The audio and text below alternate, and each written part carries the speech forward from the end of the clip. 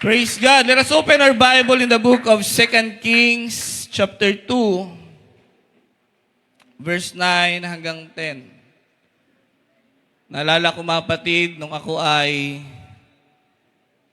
galing sa pagbabackslide,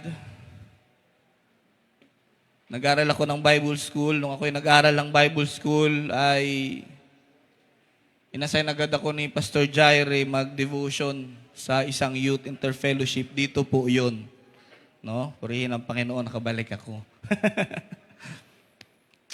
Hallelujah.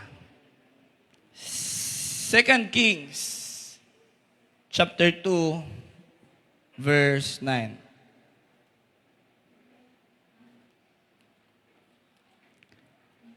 So dahil hinahangaan ko ang inyong church, ay ang aking ipapangaral din ay ang aking hinahangaang propeta. Hallelujah. Higit sa lahat, kung mayroon tayong dapat hangaan ay ang ating Panginoong Hesus. Amen? Lahat na nakita, magsabing praise the Lord. Meron din naman dyan sa screen, no? Basahin ko po at sundan ang inyong mga mata. 2 Kings chapter 2, verse 9 hanggang 10. Matangkad talaga yung pastor niyo, no? Hallelujah. Basahin ko mga kapatid. And it came to pass when they were gone over, that Elijah said unto Elisha, Ask what I shall do for thee, before I be taken away from thee. And Elisha said, I pray thee, let a double portion of thy spirit be upon me. Verse 10, and he said, Thou hast asked a hard thing. Nevertheless, if thou see me when I am taken from thee, it shall be so unto thee. But if not, it shall be not so. Hallelujah. Basahin ko sa Tagalog, mga kapatid.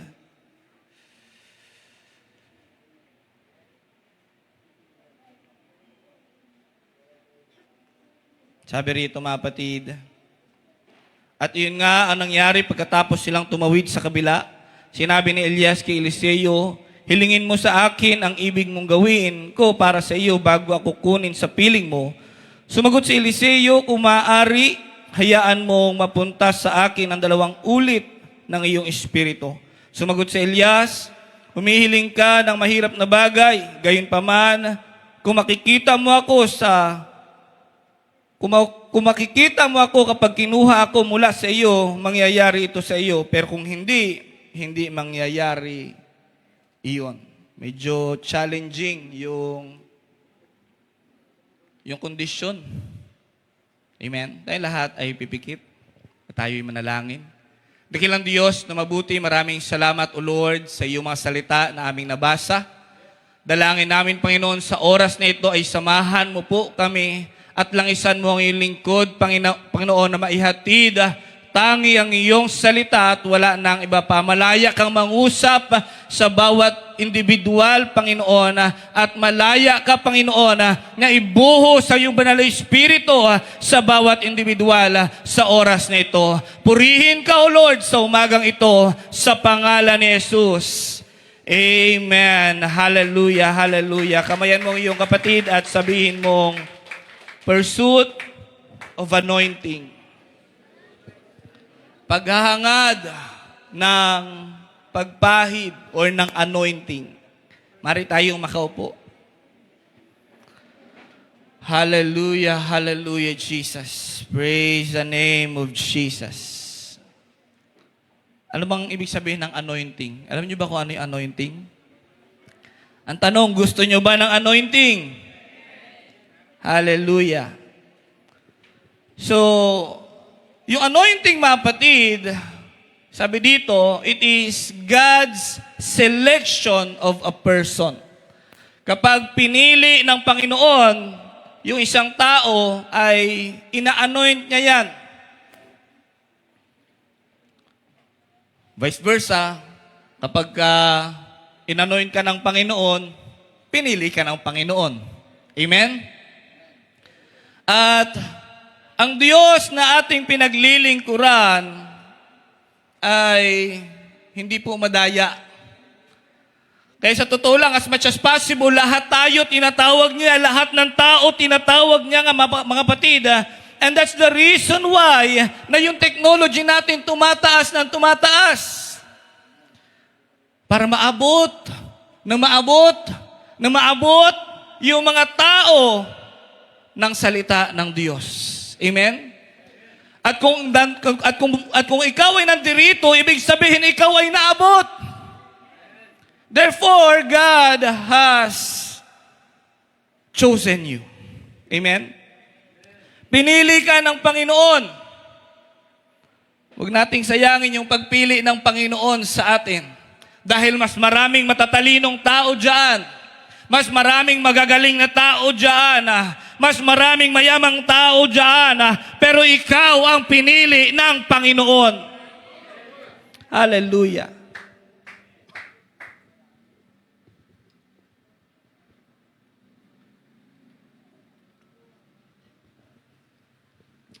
Praise God. Number 2, blessing and empowerment. That's anointing. Blessing and empowerment. When the Lord has chosen you, He will anoint you, meaning He will empower you. Kaya tayong mga naglilingkod sa Panginoon, para tayong si Superman. Naniniwala ba kayo ron? Yung ibang tao, pagka araw ng linggo, araw ng pahinga. Pero tayo, nagpupuri, naglilingkod sa Panginoong Diyos. Hallelujah! Kahit puyat, kaya nating umatin ng gawain. Amen? Kahit may karamdaman, kaya nating bumangon para sa Panginoong Diyos. Kaya ba nila yun? It's because of the anointing. Number three, consecration. Ibig sabihin ay ikaw ay hinihiwalay ng Panginoon or tawag dyan yung ikaw ay parang nire-refine or ikaw ay pinupuno. Kaya doon po nangyayari yung pagbabagong buhay. Na kung dati ganito ka, you are now a new creation. Amen? And idagdag ko ito, yung favor ng Panginoon. It is part of an anointing. Gusto natin ang pabor ng Diyos, ibig sabihin gusto natin ang anointing. Amen? Now lahat ng gusto ng anointing, magsabing praise the Lord. Maraming gusto ng anointing, purihin ng Panginoon. Hallelujah. Now dito sa buhay po ni Elijah, mga kapatid, or ni Elisha, humihingi siya ng 2 or times 2, sa madaling sabi, ng anointing. Pero kung sisimulan natin yung kwento nung tinawag ng Panginoon si Elisha, ay dumating lamang sa kanya si Elijah at hinagis or binigay. Hinagis yung tamang term doon. Hinagis yung ang tawag doon, balabal, yung mantle. No? Kaya itong verse na ito, madalas, maririnig nyo yung preaching nito, the passing of the mantle. Amen? Pero ayaw ko na mag-focus doon sa passing of the mantle. I know the mantle was already in you. Amen? Kasi wala yung pastor nyo rito eh. But I want to focus doon sa sitwasyon ni Elisha nung tinawag siya ng Panginoon, hindi lang po siya sumasama-sama. Hindi lang po siya paupo-upo sa church. But He is asking for something that is hard. Meron akong kasabihan dati, mga kapatid, doon sa mga batang tinuturuan ko, mas mahirap, mas masaya. Kasi alam ko, pasintabi po, alam ko, karamihan ng tao or kabataan, sabi nila, yung Gen Z ngayon ay ayaw ng hirap or takot sa hirap. No? I don't know kung gaano yan katotoo. Pero yun yung nakikita ko doon sa mga tinuturuan ko. Kaya binigyan ko sila ng kasabihan, mas mahirap, mas masaya. At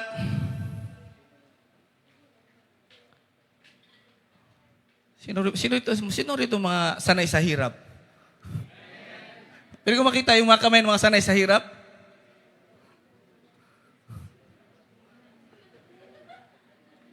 Hallelujah.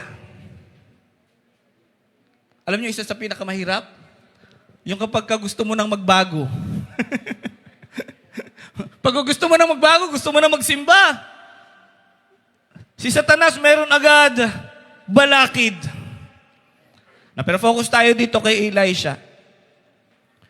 Nung si Elisha, mga kapatid, ay hinagis ni Elijah yung mantle. Huwag kayong malito ha. Si Elijah yung master, si Elisha yung apprentice o yung servant. Nung hinagis ni Elijah yung mantle, si Elisha, mga kapatid, ay, actually, kung babasahin niyo yung kwento, dumaan si Elijah, hinagis yung mantle, dumiretso na ng lakad. Siguro kung tayo yun, bastos to Binato ako ng balabal. Pero what happened, mga kapatid, si Elisha habang siya ay nagsasaka, bumaba siya dun sa kanyang alagang hayop, no? At hinabol niya si Elijah. Ang sabi niya, Panginoon, antayin mo ako. Magpapaalam lang ako sa magulang ko.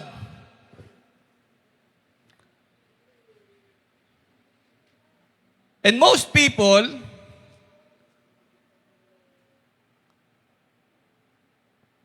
ang pinaka-importanteng bagay sa kanila ay yung family.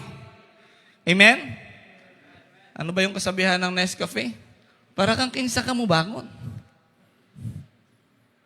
Usually, sa family. Amen?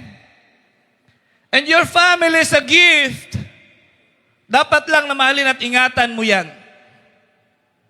Pero the question is, what do you value the most? Hindi ko sinabing iwanan niyo yung pamilya niyo. Pero may mga pagkakataon na that you need to choose. Not permanently, pero eventually. Nagpaalam si Elisha doon sa kanyang magulang, at ang malupit pa rito, nung nagpaalam siya sa kanyang mga magulang, yung mga alaga niyang hayop, kinatay niya. At yung pangsaka, yung yoke, ay kinatay niya yung baka, niluto niya, ang pinanggatong niya yung yoke.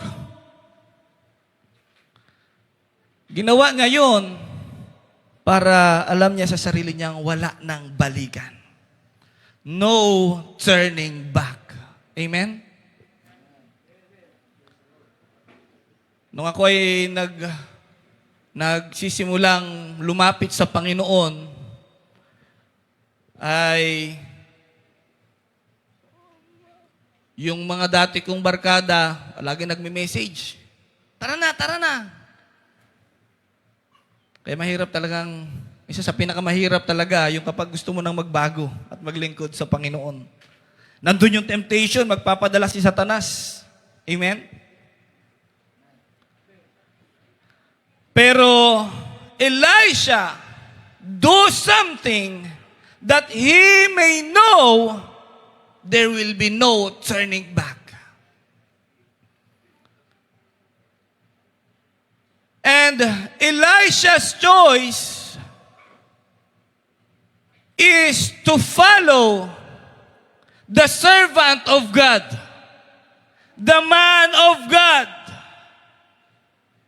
Pinili niya, mga kapatid, na piliing sumunod doon sa lingkod ng Diyos o sa Diyos mismo because He knows it is more valuable. Amen? What do you value in your life? Your family? Okay po yan. Hindi tayo against dyan. Yan ay tinuro ng Panginoon. You need to value that.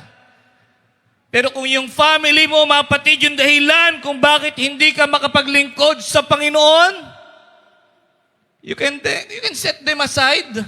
Go to church. Total, uuwi ka rin naman mamaya eh. Amen? Pero minsan, akala mo ba parang baby yung pamilya mo na hindi maiwan?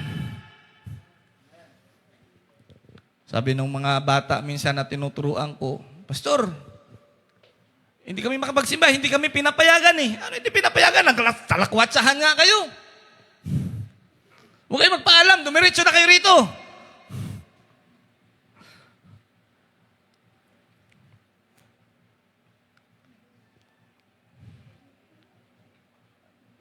Meron din minsan mga kapatid, yung alagang hayop, hindi maiwan.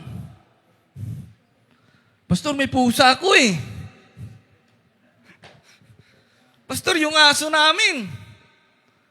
Kung bata sana yung sinabi, yung anak, yung baby, sabihin ko sana, dalhin mo sa simbahan. Kaso pusa eh. Mahirap maglinis ng dumi niyan.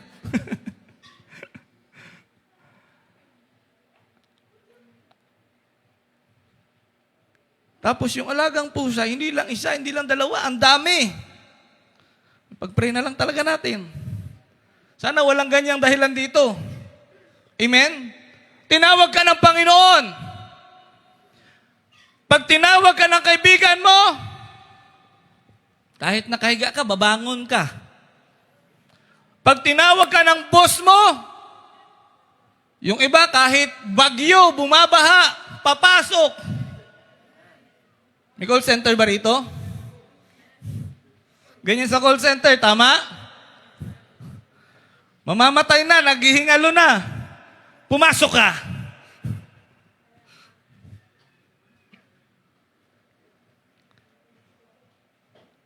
Material things. Elisha do not choose material things. Material things are just in this world, but the promise of God is eternal. Yung trabaho mo, okay yan. Binigayan malamang sa malamang ng Panginoon. Pero kung yan, ang dahilan kung bakit hindi ka makapaglingkod sa Panginoon, I am telling you, kaya yang palitan ng Panginoon kung pipiliin mo siya.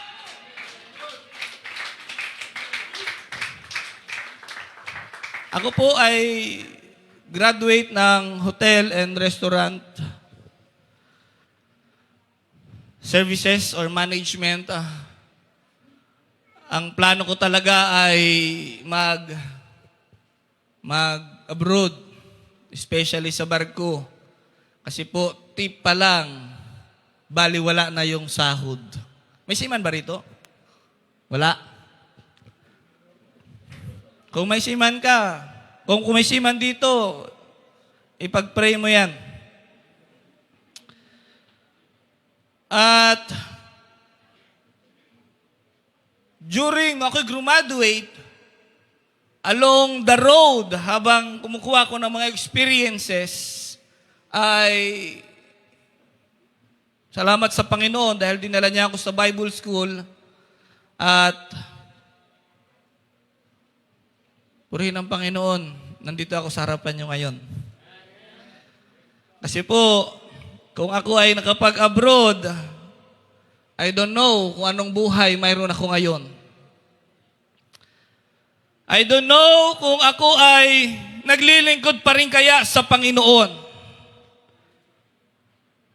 At nung ako ay nagtatrabaho,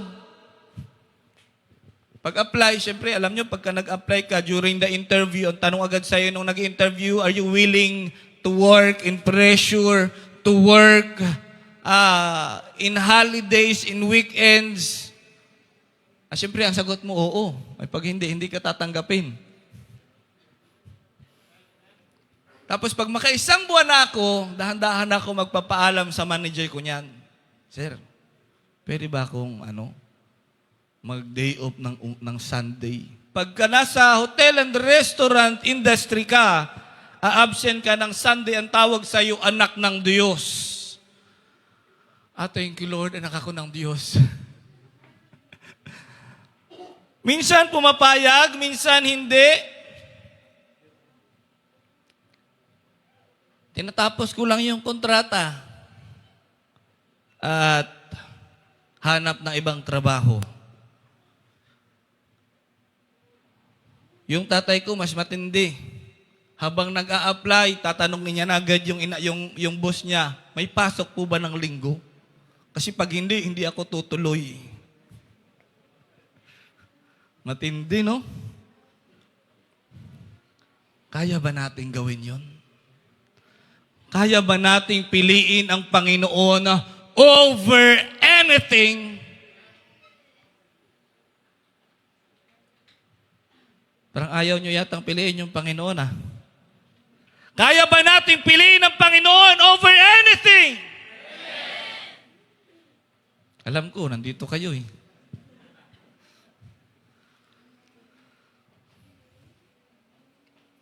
Pero si Satanas, marami po yang offer. Amen?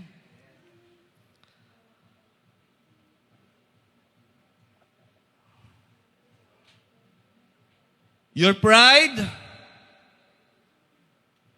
Maraming tao, mga kapatid, gusto yung pangako ng Panginoon, gusto doon sa langit, pero yung pride, hindi kayang bitawan. Binaliwala ni Elisha, mga kapatid, yung estado nila sa buhay. Sa tingin ko, mayaman sila Mayroon kang sariling baka? May sarili kayong lupa? We don't know kung sarili ba nila yung lupa.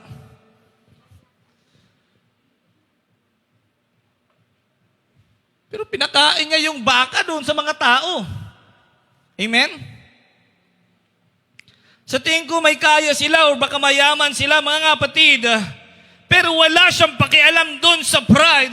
Mas pinili niyang sumunod at maglingkod sa Panginoon. Sumunod doon sa lingkod ng Diyos.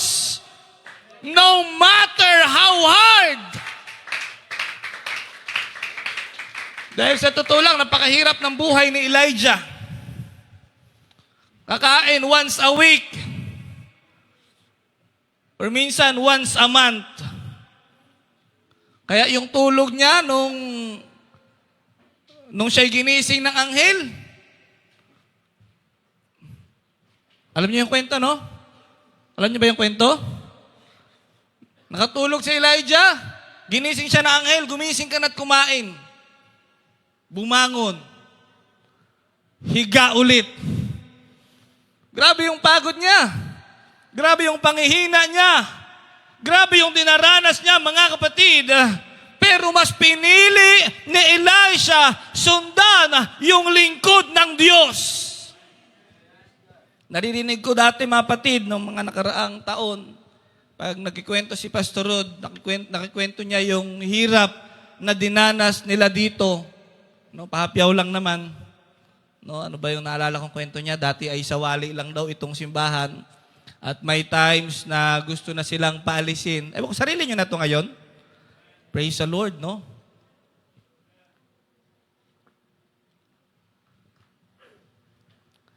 At gusto na silang paalisin. Or kayo yun Mahirap. At ako man din po ay anak ako ng pastor. nakita ko yung hirap nung tatay ko sa pagpapayunir. At sabi ko, ayaw ko magpastor, gusto kong magsiman. Maraming pera. Pero purihin ng Panginoon ay tinulungan ako ng Panginoon na piliin siya more than or over anything. At yun po yung dapat na gagawin natin bilang Kristiyano. Let us always choose the Lord Jesus Christ over anything. Because His favor, His anointing is more than any riches and gold in this world. Elisha's faithfulness. Elisha was a servant as well as we are. Are we all a servant here? Hindi po inutos ng Panginoong Jesus na humayo kayo at magparami ng miyembro. Amen? Sino rito yung mga nag-i-evangelize? Hindi po miyembro. Ang inutos ng Panginoon na paramihin, make disciples. At yun yung kalagayan ni Elisha kay Elijah. He was a servant, he was an apprentice, he was a disciple.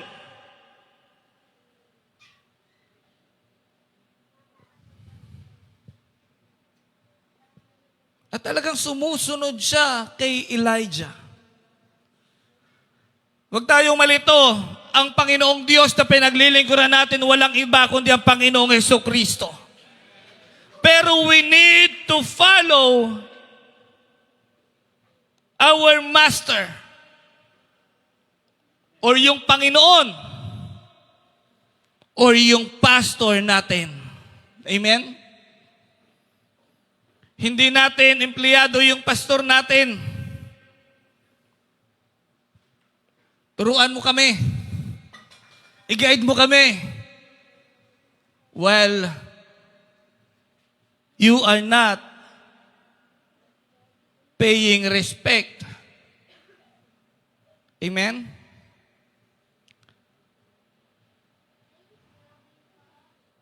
And as a servant, si Elisha, mga kapatid, ay sumusunod talaga kay Elijah. No matter how hard, no matter how difficult, no matter how the long way journey is. Kaya alam natin, nung kukunin na po ng Panginoon si Elijah, Elisha was following Elijah. Ang sabi ni Elijah, Elisha, dito ka na. Dahil pinapapunta ako ng Panginoon sa Bethel. Pagkatapos doon, Elijah, dito ka na dahil pinapapunta ako ng Panginoon doon sa Jericho. Pagkatapos doon, ang sabi niya ulit ay, dito ka na, Elisha, kasi pinapapunta ako ng Panginoon doon sa Jordan. Parang nakakaloko, no? Siguro kung tayo yun, bahala ka na nga. Gulo mong kausap.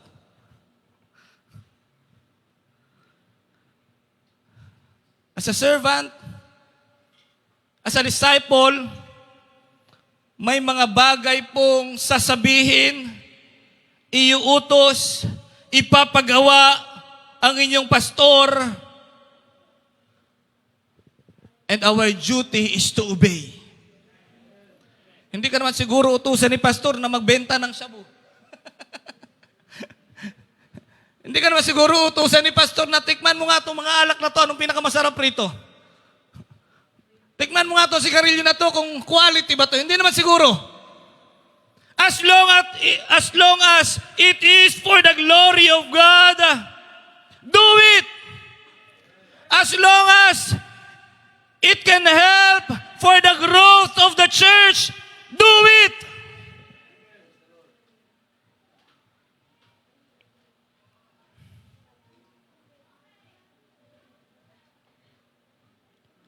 yung mga bagay na hindi natin naiintindihan, mga kapatid, at as long as it is not illegal, let's just follow orders. Dahil ano bang nauna? Tupa o pastol? Anong nauna? Anong nauna? Tupa o pastol? Ha? O church, ano natin? I-congregate church base natin. Baka hindi nyo naintindihan. Anong nauna? Pastor o miyembro? Sigurado kayo? Meron dito Acts Bible School student. Tanongin natin. Anong nauna? Bro, anong nauna? Church, pastor o tupa? Ha? Buksan natin. Jeremiah chapter 3 verse 15. Tama ba yung pag-aalala ko?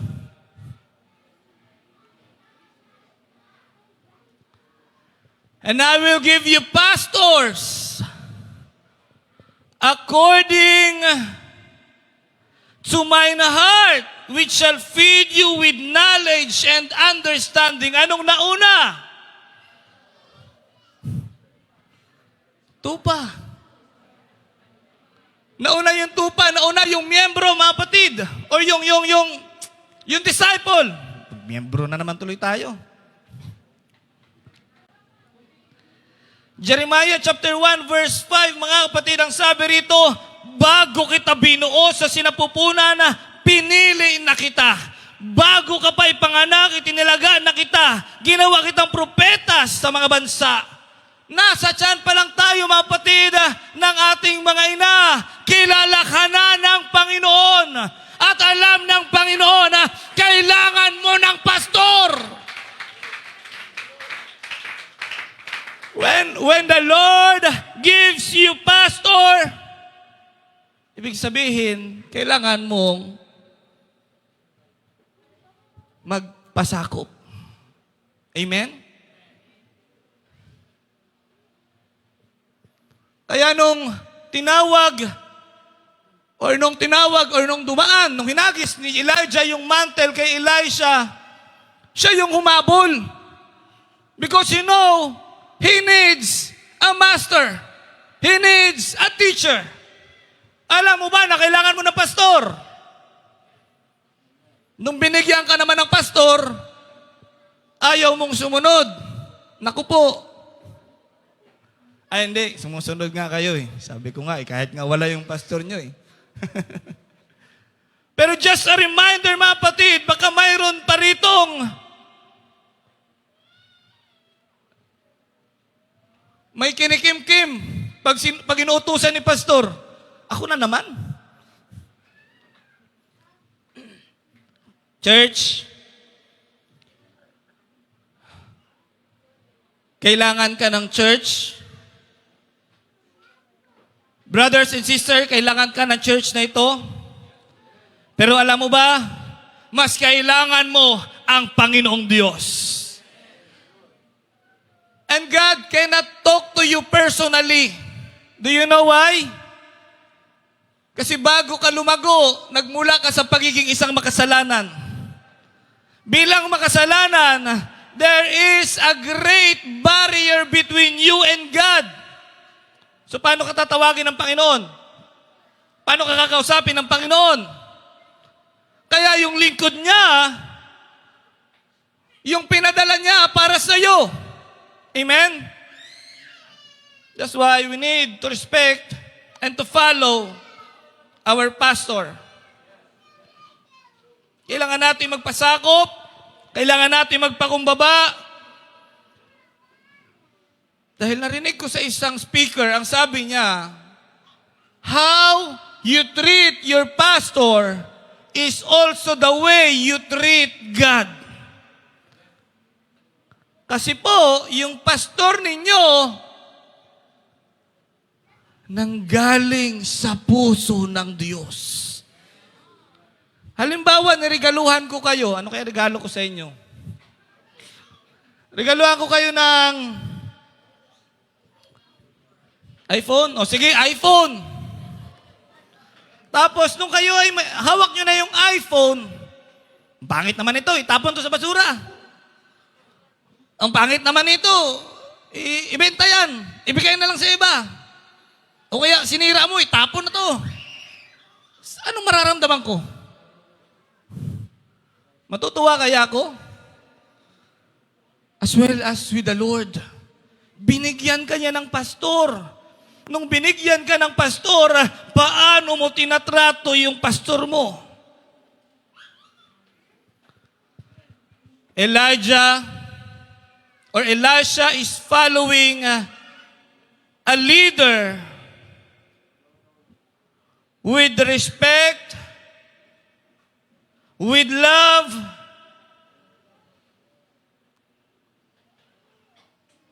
with humility,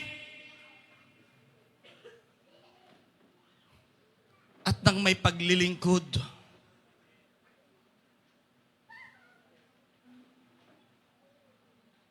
Kaya si Elisha, sumusunod siya kay Elijah kahit pa nung sinabi ni Elijah, pakibuksan nga po, 1 Kings 19:20. Kaya nung dumaan si Elijah at hinagis yung mantle, ang sabi doon, mga kapatid, ayun na pala. And he left the oxen and ran after Elijah and said, "Let me, I pray thee, kiss my father and my mother, then I will follow thee." Sabi rito ni Elijah. And he said unto him, "Go back again, for what have I done to thee?" Hindi po siya binaybi ni Elijah. Amen? Hindi po siya trinato ni Elijah na para bang, matawag dyan? Basta hindi siya binaybi. Ang sabi, ano bang ginawa ko sa iyo? Pag-isipan mo ng mabuti. Bakit ka susunod sa akin? Elijah is not a soft leader. Elijah, mga kapatid, si Elijah ay hindi isang konsentidor na leader. Si Elijah, mga kapatid, ay isang leader na masasabi nating strong personality. A strong leader.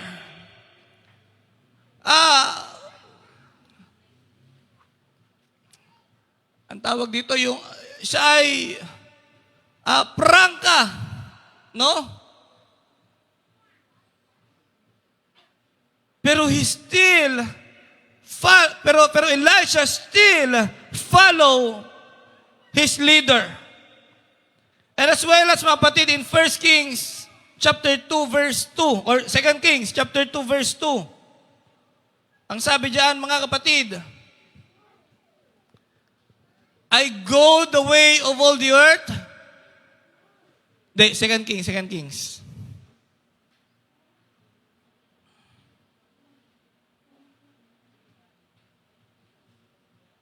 2 Kings chapter 2 verse 2. Sabi rito, sa Tagalog, sinabi ni Elias kay Eliseo, "Pakiusap, manatili ka rito dahil pinapadala ko ni Yahweh sa Bethel." We know alam natin yun ay testing. Pero Elijah still follow. Alam niyo kung gaano kabigat yung sinabi niya? Verse 2, sabi rito, sumagot si Eliseo, and Elisha said unto him, "As the Lord liveth, and as thy soul liveth, I will not leave thee." So they went down to Bethel. Yun yung sabi ni Elisha. Pero maraming Kristiyano ngayon, kapag ka nasaktan, kapag hindi nagustuhan yung sinabi ni pastor, bahala ka na sa buhay mo. Church, hindi si pastor ang lugi. Tayo. Kapag may hindi nagustuhan sa sinabi ni pastor, kapag hindi natulungan ni pastor, kapag hindi naabutan ni pastor, kapag nabaliwala na isang tabi, iiwan na agad si pastor.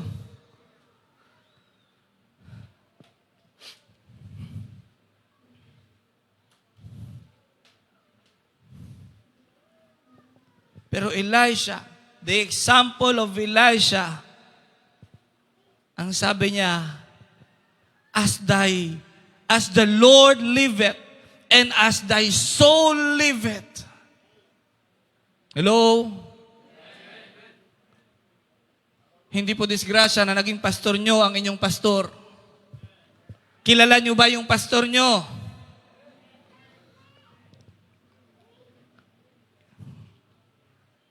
I bet you are a member of United Pentecostal Church Luzon. You're not a member of United Pentecostal Church International. Ever say amen?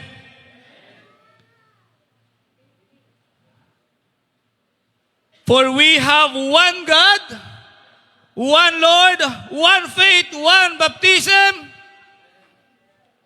Dapat meron ka lang rin isang pastor. Ever say amen?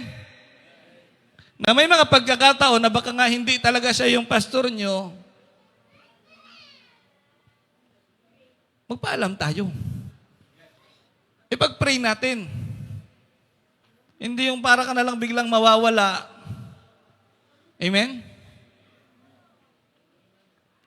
Dahil galing yan sa Panginoon, galing yan sa puso ng Panginoon. Nang dahil sa pag-ibig niya sa iyo. Elijah didn't become anointed for having a soft or gentle pastor. He became anointed for having a strong personality master. Nagpe-pray tayo madalas, mga kapatid, Lord, anoint me. Lord, gamitin mo ako. Lord, gawin mo kong karapat-dapat. Lord, langisan mo ako, gawin mo akong daluyan ng pagpapala. You need to become faithful. Just like how Elisha became faithful to his master. Going back, you need to choose what's more valuable. Is it God? O kung ano pa man?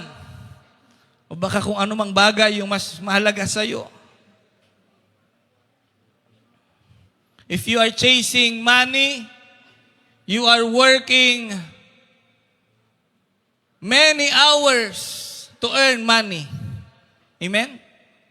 If you want anointing, you need to give more time, more effort unto the giver of the anointing. Palakpakan natin ang Panginoon.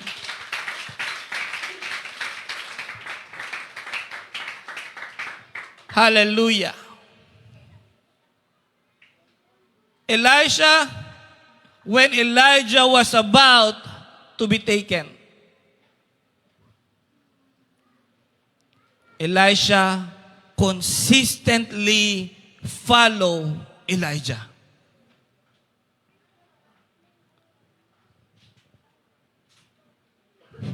He followed his master with loyalty. Madalang na yung nangangaral ngayon ng loyalty. I want to remind all of you, mga kapatid, let's be loyal to our, kung sino yung binigay sa atin ng Panginoon. Dahil kung kaya nating maging loyal, mas lalong magiging loyal tayo sa Panginoon.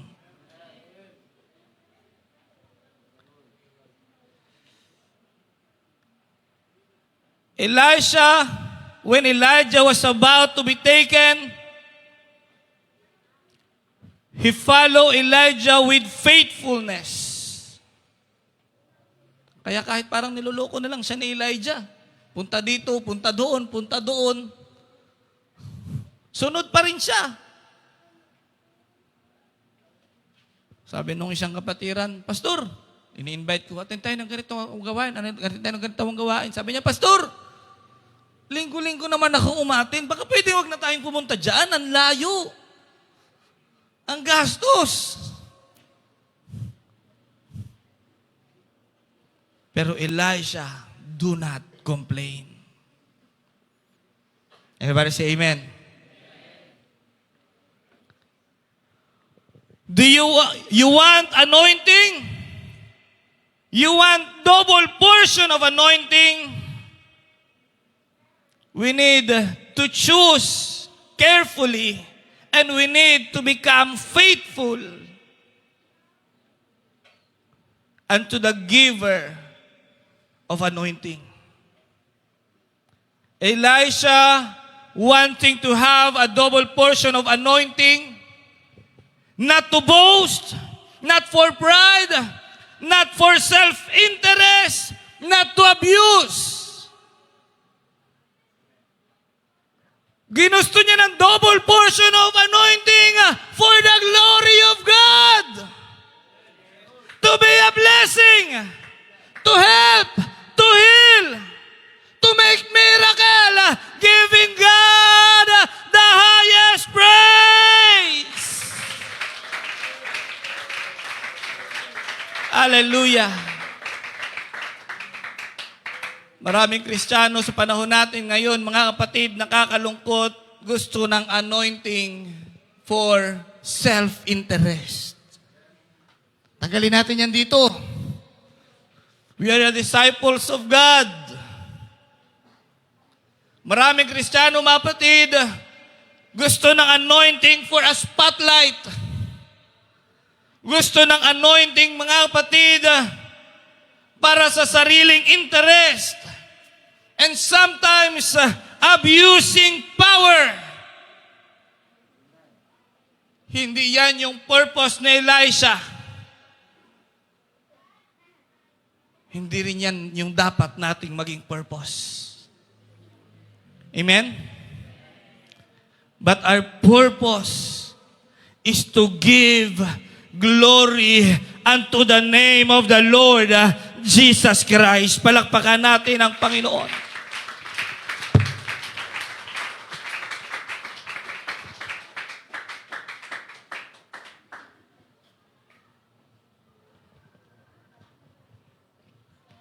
Maraming Kristiyano, mga kapatid, gusto ng power, pero ayaw ng process. Anumang bagay, pag wala sa tamang proseso, ay wala rin pong magandang resulta.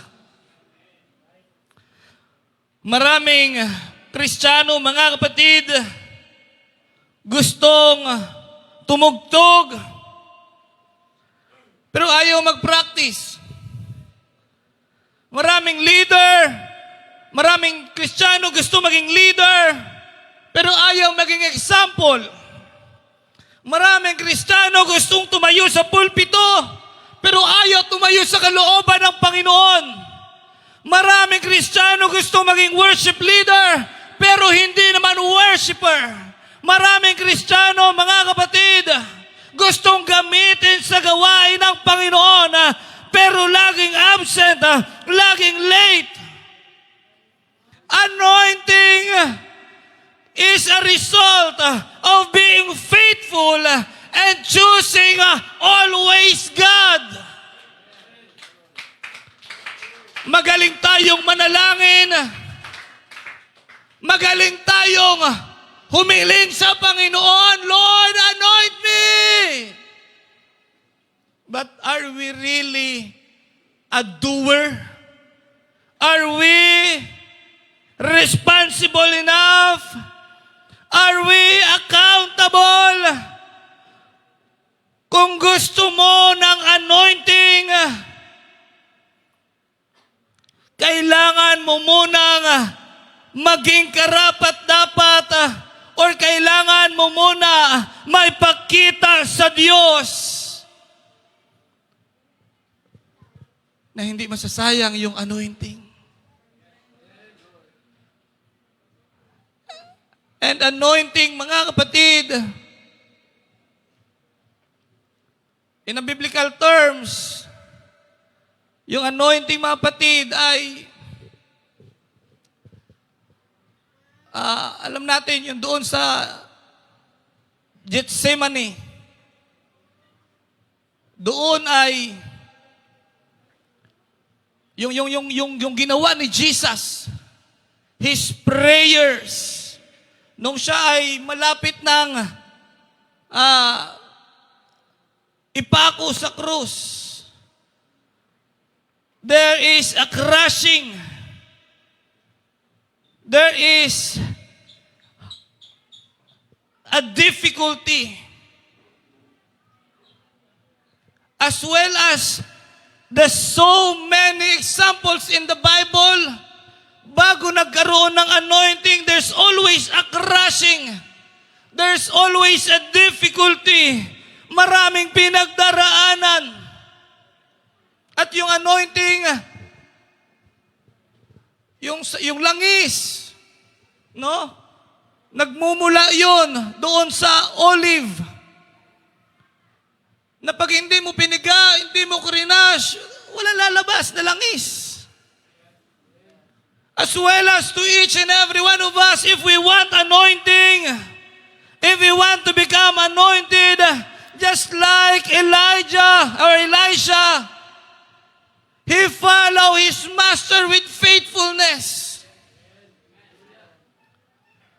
Sa kabila ng hirap, sa kabila ng very uncomfortable life, sa kabila ng kanilang sitwasyon, na wala na silang kasama, kaya nga si Elijah nanalangin na, Panginoon, patayin mo na lang ako. And following your pastor, your leaders, I'm telling you, it will not really become easy. It will be hard. Magiging mahirap yan. Na minsan yung pride mo talagang nasisipa. Masasaktan ka. Maliliit ka. Pero if you want anointing, you need to remain faithful. Following the Lord Jesus Christ.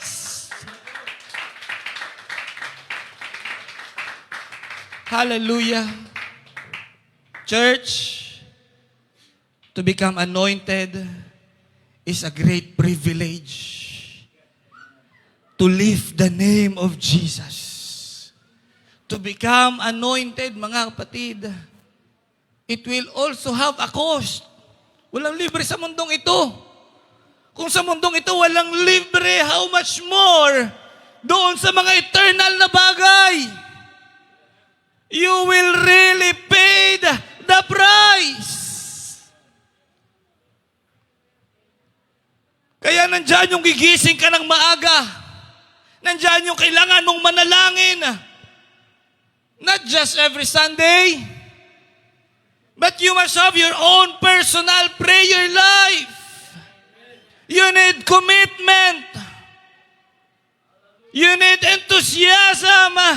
Kahit walang-wala ka na. Narinig niyo yung devotion, yung Sunday school kanina? Kailangang makita sa'yo yung blessings kahit walang-wala ka na. It's not drama. Hindi yun arte. Yun ay pagpapasalamat sa kabutihan ng ating Panginoon, sa kabila ng kahirapan, sa kabila ng sakit, sa kabila ng anumang sitwasyon mayroon ka.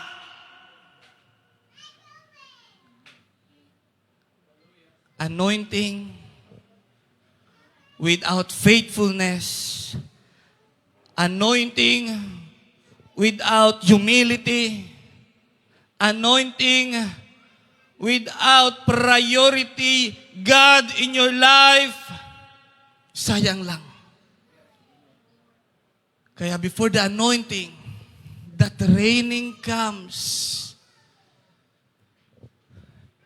Equipping comes.